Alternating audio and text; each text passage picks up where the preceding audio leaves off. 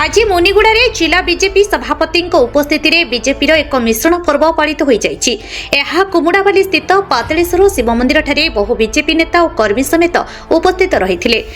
कांग्रेस और बीजेडी प्राय 300 रु ऊर्ध नरनारी बीजेपी में मिशिंट मंडल सभापति सुभाष गौड़ अध्यक्षतार यह मिश्रण पर्व मिशिंट यशस्वी प्रधानमंत्री अनेक विकासमुखी कार्यक्रम को नजर को आनी भारत वर्ष को संपूर्ण विकसित और भारत को एक शक्तिशाली हिंदू राष्ट्र में परिणत कर लक्ष्य नहीं और बीजेपी को आहरी मजबूत करने एक मिश्रण पर्व भविष्य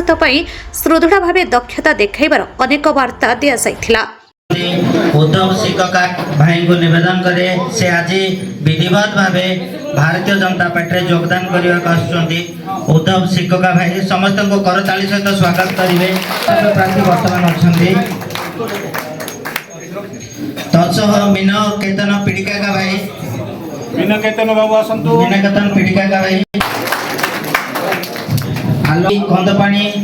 गिरी कंदपाणी गगन बाग भाई आप सहित जी अच्छा सी भी मिसिक आसतु